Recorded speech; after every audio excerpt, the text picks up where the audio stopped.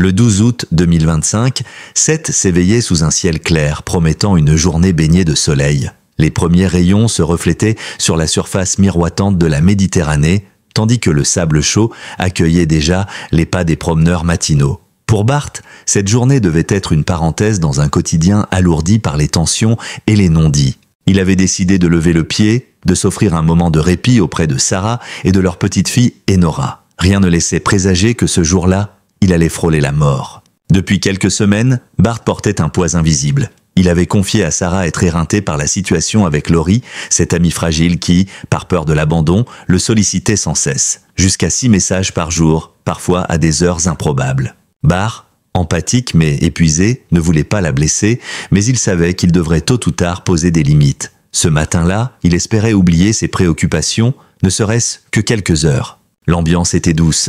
Le vent léger soulevait par moments quelques grains de sable, le cri lointain des mouettes se mêlait au clapotis régulier des vagues.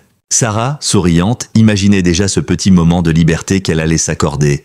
Un tour en jet-ski pendant que Bart resterait avec Enora. Mais le destin, facétieux et cruel, allait inverser les rôles. Enora, encore installée dans sa poussette, s'était mise à pleurer. D'un geste instinctif, Sarah s'était penchée vers elle pour lui donner à manger, laissant Bart enfiler le gilet de sauvetage et monter sur l'engin. Ce changement de programme, insignifiant en apparence, allait tout bouleverser. Quelques mètres plus loin, à la paillote, Ludo, un visage connu mais discret, manipulait nerveusement son téléphone. Sur l'écran, une application spécifique, presque banale dans son interface, cachait en réalité un pouvoir de destruction. Un bouton rouge, silencieux et menaçant. Ludo observait au loin, le regard fixé sur la silhouette de Bart qui s'éloignait au large. Aaron, le croisant par hasard, avait trouvé son comportement étrange. « Tu n'as pas l'air en forme » avait-il lancé. Ludo, pressé et visiblement tendu, avait éludé, prétextant un emploi du temps chargé. En mer, Bart savourait la vitesse. L'air marin fouettait son visage, les vagues se brisaient contre la coque du jet-ski dans une éclaboussure rafraîchissante. Sur le sable, Sarah et Enora l'observaient, complices, comme figés dans un tableau estival. Mais au même instant, à quelques dizaines de mètres derrière elle, le doigt de Ludo s'approchait dangereusement du bouton rouge. Puis tout bascula. Un souffle assourdissant fendit l'air, brisant la quiétude de la plage. L'explosion se déploya dans un geyser d'eau et de métal, projetant des morceaux de coque et de mousse dans toutes les directions. Sarah hurla, sa voix se déchirant dans un cri unique. « Bart !» Autour d'elle, les vacanciers se figèrent, leur visage passant de la surprise à l'effroi. En quelques secondes, l'insouciance de la matinée s'était muée en cauchemar. L'onde de choc atteignit la plage, soulevant une fine brume salée. Dans cette vapeur, Sarah chercha désespérément la silhouette de Bart. Rien. Seuls restaient les remous d'une mer qui semblait avoir englouti sa proie. L'horreur de la scène la cloua sur place, ses jambes refusant d'avancer, ses mains tremblant autour d'Enora qu'elle serrait contre elle comme pour la protéger de l'invisible. Ce qu'elle ignorait alors, c'est qu'au dernier instant, Bart avait perçu quelque chose d'anormal. Un grésillement dans le moteur, une vibration différente. S'étant penché, il avait aperçu un objet métallique fixé dans le bloc, dissimulé parmi les câbles. Trop net, trop précis pour être une pièce anodine. Une bombe. L'instinct avait pris le dessus, il avait coupé le moteur et plongé dans l'eau glaciale, espérant s'éloigner assez vite. Mais la déflagration l'avait tout de même frappé, le projetant sous la surface. Sur la plage, le temps semblait suspendu. Les cris, les appels au secours, les premiers gestes paniqués se mêlaient au fracas de la mer. Sarah, pétrifiée, savait que chaque seconde comptait. Elle ne le savait pas encore, mais cette explosion n'était pas le fruit du hasard, c'était une attaque planifiée, un avertissement sanglant, et peut-être seulement le premier acte d'un drame bien plus vaste.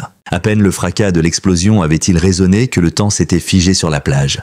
Les éclats de métal et de plastique retombaient encore dans l'eau, mêlés à une pluie d'écume, mais déjà les regards se tournaient vers la zone où le jet-ski avait disparu. Les visages affichaient la même expression, sidération, incompréhension et peur. Sarah, figée quelques secondes, sentit son cœur se contracter violemment. Son instinct de policière lui dictait qu'il fallait réagir, mais son corps, lui, restait paralysé. La chaleur écrasante de l'été avait soudain laissé place à un froid qui lui glaçait la peau. Enora, dans ses bras, pleurait, mais ses sanglots semblaient lointains. Où est Bart ? Très vite, des cris avaient de fusée. Appelez les secours, un jet-ski a explosé. Des vacanciers s'étaient précipités vers le poste de secours le plus proche. Sur la plage, quelques volontaires avaient tenté de scruter l'horizon, certains plongeant même dans l'eau pour nager dans la direction supposée de l'accident. Mais la mer, agitée par le souffle de la déflagration, ne laissait apparaître aucun corps, aucun signe de vie. Lorsque la SNSM reçut l'alerte, elle déploya un Zodiac en urgence, accompagné d'un hélicoptère de la gendarmerie maritime. Les pales, en tournant, soulevèrent des gerbes d'eau et de sable, accentuant la tension déjà palpable. Sarah, elle, restait au bord de l'eau, les yeux rivés sur le large, incapable de détourner le regard. À ses côtés, Roxane venait d'arriver en courant. Voyant l'état de Sarah, elle l'avait immédiatement serrée dans ses bras. « C'est un cauchemar !» murmura Sarah, la voix brisée. Ce que personne ne savait encore, c'est que Bart avait sauté à temps. Alors qu'il fendait les vagues, un bruit suspect avait attiré son attention. En coupant le moteur, il avait aperçu, dissimulé dans le bloc, une petite charge reliée à un détonateur. Pas de doute possible, quelqu'un avait piégé le jet-ski. Dans un réflexe désespéré, il avait plongé, sentant presque instantanément le souffle de l'explosion derrière lui. Sous l'eau, tout était devenu confus. Un violent courant l'avait désorienté, l'entraînant plus loin que prévu. Pendant près de 2 heures, Bart avait lutté contre la fatigue et le froid. L'eau, à cette distance du rivage, était nettement plus fraîche. Chaque mouvement de bras devenait plus lourd, chaque inspiration plus difficile. Ses pensées s'étaient brouillées, oscillant entre la volonté de survivre et la tentation d'abandonner. Le sel lui brûlait les yeux, ses muscles commençaient à se tétaniser. Lorsque les sauveteurs le repérèrent enfin, ce fut presque par miracle. Flottant à la surface, la tête légèrement inclinée, il semblait inerte. Ils le hissèrent à bord du Zodiac, constatant qu'il respirait encore, mais faiblement. Ses lèvres étaient violacées, son corps secoué de spasmes liés à l'hypothermie. Sans perdre une seconde, ils le recouvrirent de couvertures de survie et prirent la direction de l'hôpital à toute vitesse. À son arrivée au service de réanimation, Bart fut immédiatement pris en charge. Les médecins parlaient d'hypothermie sévère, mais aussi de contusion due à la puissance de l'onde de choc. Sarah, arrivée précipitamment, eut un choc en le voyant allongé sur le lit, branché à des appareils, un masque à oxygène couvrant son visage. Elle prit sa main, froide mais bien vivante, et sentit ses propres larmes monter. Lorsque Bart reprit conscience, ce fut pour prononcer des mots qui allaient tout changer. « J'ai vu la bombe, j'ai sauté ». Sa voix tremblante confirma ce que la police redoutait déjà. Le dispositif avait été déclenché à distance. L'assaillant devait donc se trouver sur la plage au moment de l'explosion. Une révélation glaçante qui signifiait que le tueur avait pu observer la scène, dissimulée parmi les vacanciers, profitant du chaos pour s'éclipser. Pour Sarah, cette certitude transformait sa peur en rage. Ce n'était pas un accident, ce n'était pas un hasard. Bart avait été pris pour cible. Et tant que ce tueur courait toujours, la menace planait sur eux, prête à frapper encore. À peine Bart avait-il été stabilisé que l'affaire prenait une dimension plus sombre encore. Pour les enquêteurs, la tentative d'assassinat ne relevait plus du simple acte isolé. Elle portait la marque d'un esprit froid, calculateur et surtout familier. Un mode opératoire qui n'appartenait qu'à un seul profil criminel connu de la police, celui d'un tueur en série qui hantait déjà les dossiers les plus épais du commissariat de Sète. Ce lien, c'est Damien qui l'avait établi. En se rendant au hangar, où étaient stockés les jet-skis, il n'avait pas seulement cherché à comprendre comment la bombe avait été fixée au moteur. Son œil d'enquêteur aguerri passait en revue chaque recoin, chaque détail, et c'est là, dans un coin sombre, sur une étagère métallique poussiéreuse, qu'il avait repéré un objet incongru. 2 bras de poupée en laine, soigneusement posés l'un à côté de l'autre. À première vue, ces petits membres tricotés pouvaient sembler inoffensifs, presque attendrissants, comme un reste de jouet oublié. Mais Damien savait que ce n'était pas un hasard. Cette laine légèrement jaunie, ce point régulier, ce soin maniaque dans l'alignement. Tout correspondait à une signature macabre déjà rencontrée par le passé. Ce tueur, chaque fois qu'il frappait, laissait derrière lui des morceaux de poupée. Une provocation morbide, un défi lancé aux forces de l'ordre. Jusqu'ici, bras, jambes ou tête étaient retrouvés séparément. Cette fois, il ne manquait que la tête et les jambes pour compléter la sinistre figurine. Alertée, Aurore avait immédiatement reconnu la marque. En croisant le regard de Karim, elle avait compris que l'affaire changeait d'échelle. Le tueur en série qui leur échappait depuis des mois n'était pas seulement de retour. Il avait décidé de frapper en plein jour, devant témoins, et de cibler des figures connues de la ville. C'était un message clair. Je peux atteindre n'importe qui, n'importe où. Les analyses techniques confirmaient cette hypothèse glaçante. Le détonateur avait été activé par un signal radio à courte portée. En d'autres termes, celui qui avait appuyé sur le bouton se trouvait sur la plage au moment de l'explosion. La révélation resserrait le cercle des suspects, mais elle avait aussi un effet pervers. Elle instillait la méfiance partout. Chacun des témoins présents ce jour-là devenait potentiellement suspect. Sarah, encore secouée par le choc, ne pouvait chasser cette image de son esprit. L'explosion, les remous, et cette certitude que l'auteur du crime les avait observés de près. Elle repassait mentalement les visages croisés ce matin-là sur le sable, baigneurs, joggeurs, famille, cherchant un indice, une attitude étrange. Rien ne ressortait et c'était peut-être le plus terrifiant. Le tueur pouvait être quelqu'un qu'elle avait croisé sans y prêter attention. Au commissariat, un grand tableau d'enquête prenait forme. Des photos de scènes de crime, des croquis, des flèches reliant les affaires entre elles et au centre, une silhouette floue représentant l'inconnu qu'il traquait. Les bras de poupée en laine venaient s'ajouter à une liste d'indices qui, pour l'instant, formaient plus un labyrinthe qu'une piste claire. Pour Bart, alité, la menace prenait un sens encore plus concret. Il n'avait pas seulement été victime d'une explosion. On avait voulu l'éliminer avec méthode en choisissant un moment où il serait vulnérable. Et si le tueur avait échoué cette fois, rien ne garantissait qu'il ne tenterait pas à nouveau. Cette signature, retrouvée dans le hangar, ce déclenchement à distance, cette audace de frapper au grand jour, tout convergeait vers la même conclusion, l'ennemi qu'ils affrontaient ne reculait devant rien. Et dans la lumière étouffante de l'été sétois, chacun savait désormais que la chasse était ouverte, mais personne ne pouvait dire de quel côté tomberait la prochaine victime. Alors que la tentative d'assassinat contre Bart bouleversait l'équilibre de Seth et mobilisait toutes les forces de police, la vie continuait de suivre son cours, comme si, en parallèle du drame, d'autres histoires cherchaient à se frayer un chemin. Certaines portèrent la chaleur de l'amour, d'autres la complicité des amitiés, et quelques-unes, inévitablement, laissaient filtrer un parfum de rivalité ou de gêne. Au Spoon, Alain savourait un café avec Adam, profitant d'un moment de calme. Autour d'eux, l'ambiance légère du restaurant tranchait avec la tension de la ville. Mona, derrière le comptoir, s'affairait à préparer un clafoutis aux cerises, sa spécialité du moment. La conversation avait glissé vers une anecdote à première vue anodine. Alain racontait comment, la veille, une femme avait ouvert la portière de sa voiture sans regarder, renversant au sol un panier de cerises qu'il venait d'acheter. L'histoire, ponctuée de gestes vifs, arracha quelques sourires à Adam et à Mona, mais laissait deviner une vérité moins anodine. Cette rencontre avait marqué Alain plus qu'il ne voulait l'admettre. À l'hôpital, Marianne avait déjeuné avec Alain. Leur complicité sautait aux yeux, et Christelle, témoin de la scène, n'avait pas tardé à intervenir. Avec un air enjoué, elle avait profité de l'occasion pour présenter sa sœur, Annie, à Marianne. D'emblée, l'échange s'était teinté d'une légère tension, exacerbée par une discussion autour des fameuses cerises. Les sourires convenus avaient masqué un malaise discret, perceptible seulement à ceux qui savent observer les détails.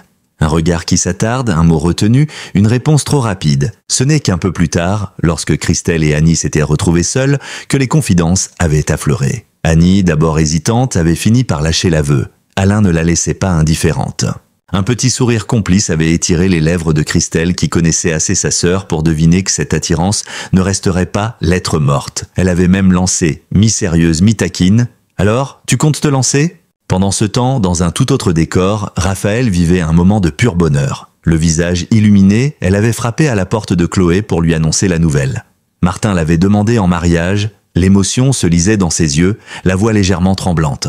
Pour elle, le choix du témoin était évident. Ce serait Chloé, une amie fidèle et bienveillante. Ensemble, elles avaient feuilleté sur le téléphone de Raphaël les photos d'une maison qu'elle et Martin envisageaient d'acheter. Chloé, sincèrement enthousiaste, avait trouvé la bâtisse superbe, imaginant déjà les repas et les rires qui pourraient l'habiter. Mais la journée de Raphaël n'était pas exempte de petites ombres. Soraya, embarrassée, avait dû lui annoncer qu'elle avait commis une grave erreur dans un dossier. Un recommandé oublié, entraînant l'annulation d'une audience.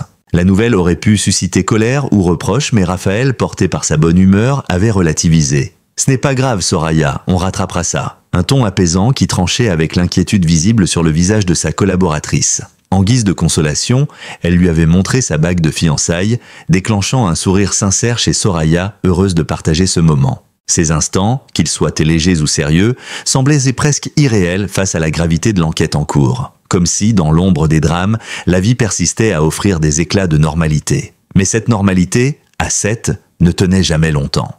Chacun de ces personnages, qu'ils le veuillent ou non, était relié par des fils invisibles à la menace qui rôdait. Et tôt ou tard, ces fils risquaient de se tendre jusqu'à rompre. À l'hôpital, les couloirs semblaient des baignets d'une routine trompeuse.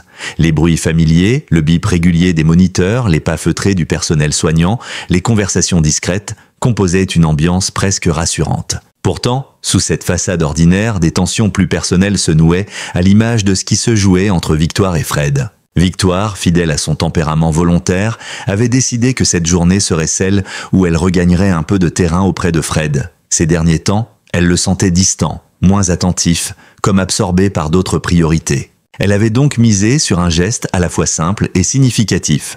Arriver avec un petit sac en papier rempli de chouquettes dorées, encore tiède, leur parfum sucré éveillant un souvenir commun. Elle imaginait déjà un moment léger, un sourire complice, peut-être même un regain de tendresse. Mais en poussant la porte de la chambre, son élan se heurta à un vide désarmant. Le lit était impeccablement fait, les draps encore froids. Fred n'était plus là. Une infirmière, affairée dans le couloir, lui apprit qu'il avait quitté l'hôpital tôt ce matin-là. Pas un mot, pas un message. L'agacement monta aussitôt, teinté d'une inquiétude qu'elle peinait à masquer. Son téléphone en main, Victoire composa rapidement son numéro. Fred décrocha après quelques sonneries et sa voix, détendue, lui annonça qu'il prenait le petit déjeuner à la Paillote avec Marine. Cette précision, anodine pour certains, fit l'effet d'une gifle à Victoire. Le ton monta. Les mots, chargés de reproches, se heurtèrent à un mur de réponses évasives. Elle avait l'impression de parler à quelqu'un qui ne saisissait pas, ou ne voulait pas saisir, la blessure qu'il venait de provoquer. La conversation se termina sur une note sèche. Victoire, restée là, le sac de chouquettes à la main, sentit la colère se mêler à une profonde tristesse. C'est alors que Samuel, croisant son chemin, remarqua son expression fermée. Sans poser de questions, il lui proposa, d'un ton mi-amusé et mi-complice, « Partage-les avec moi, tes chouquettes, ça évitera qu'elles se perdent. » Ce geste simple, presque enfantin, eut l'effet inattendu d'alléger l'atmosphère. Autour de quelques bouchées sucrées, Victoire finit par se confier. Elle parla de cette sensation d'être mise à l'écart,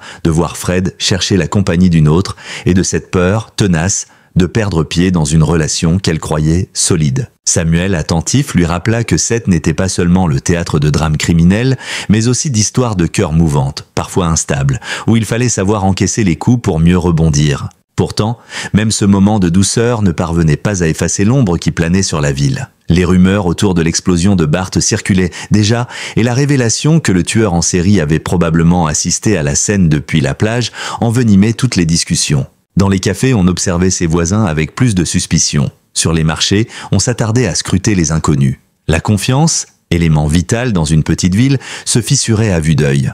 Pour Sarah, cette atmosphère pesante était devenue insupportable. Entre les murs de l'hôpital, elle ne quittait plus Bart, consciente que la moindre absence pourrait laisser une faille à exploiter. Elle se surprenait à imaginer des scénarios dans lesquels l'assaillant reviendrait terminer ce qu'il avait commencé.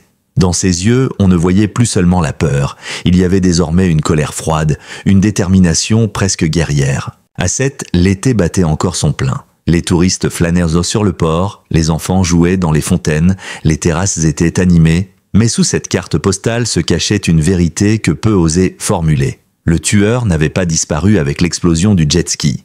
Il observait, choisissait, attendait, et tôt ou tard, il frapperait à nouveau. En fin d'après-midi, la lumière dorée qui inondait les couloirs de l'hôpital n'avait rien d'apaisant pour Sarah. Chaque reflet sur les vitres, chaque bruit de pas derrière la porte de la chambre de Bart lui donnait l'impression qu'un danger invisible rôdait encore. Assise sur une chaise, les mains jointes autour de celle de Bart, elle surveillait le moindre signe de son réveil. Depuis son admission, il avait repris connaissance par intermittence, ses forces revenant au compte-gouttes. Lorsqu'il ouvrit enfin les yeux, Sarah sentit une vague de soulagement la submerger.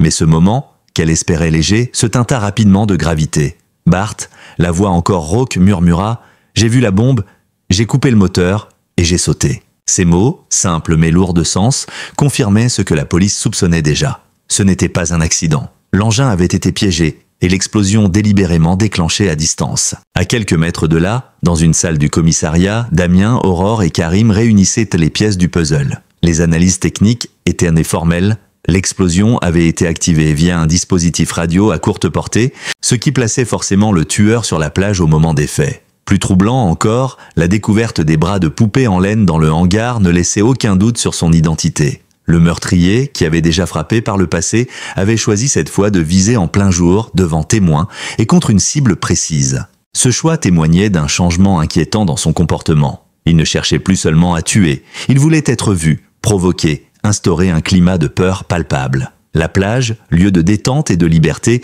devenait ainsi le décor d'un acte calculé, presque théâtral. Dehors, Sète semblait ignorer le drame qui couvait. Les terrasses restaient de pleines, les bateaux continuèrent de quitter le port, et les enfants riaient sur la promenade. Mais sous cette carte postale estivale, une angoisse rampante s'installait. Les habitants commençaient à échanger des rumeurs, à se méfier des visages inconnus, à chercher dans les moindres détails un signe de menace. Pour Sarah, il n'y avait plus de doute. Tant que ce tueur courait, Bart ne serait jamais en sécurité. Elle se promit de ne plus le laisser seul, au moins jusqu'à ce que l'affaire soit résolue. Cette explosion n'était pas une simple tentative, c'était un avertissement. et elle craignait que la prochaine attaque ne soit plus implacable encore. Bart, malgré la fatigue, partageait ce sentiment. Ses souvenirs de la scène revenaient par fragments. Le grésillement du moteur, la forme métallique fixée parmi les câbles, l'eau glacée qu'il avait enveloppée au moment où il avait sauté. Et plus troublant, la sensation d'être observé. Comme si, au milieu des cris et du chaos, un regard s'était posé sur lui, satisfait, presque victorieux. Au commissariat, le tableau de l'enquête se remplissait. Les photographies des bras de poupée, les lieux des précédents crimes, les portraits flous de suspects potentiels. Mais l'image du tueur restait insaisissable, son visage masqué par l'ombre de ses actes. Aurore le savait, ils étaient en train de jouer une partie d'échecs contre un adversaire qui avait toujours un coup d'avance. Lorsque la nuit tomba sur Seth, la ville semblait retenir son souffle. Bart dormait, Sarah veillait et quelque part, peut-être à quelques rues seulement, celui qui avait déclenché la bombe observait déjà sa prochaine cible. L'explosion du jet-ski n'était qu'un chapitre de son scénario macabre. Et pour ceux qui se trouvaient désormais dans sa ligne de mire, la partie ne faisait que commencer. Merci d'avoir suivi cette vidéo jusqu'au bout et d'avoir partagé avec nous ces instants riches en émotions et en rebondissements. Votre fidélité et votre soutien sont précieux et c'est grâce à vous que nous pouvons continuer à raconter ces histoires qui nous passionnent. N'hésitez pas à vous abonner à notre chaîne pour ne rien manquer de nos prochaines publications et à activer la cloche pour être averti dès qu'une nouvelle vidéo sort. Nous serions également ravis de lire vos impressions dans les commentaires, vos avis, vos analyses et vos ressentis enrichissent toujours nos échanges. Restez connectés, car d'autres enquêtes, révélations et moments forts vous attendent très bientôt sur notre chaîne. À très vite pour une nouvelle immersion au cœur de l'actualité et des histoires qui nous touchent de tous.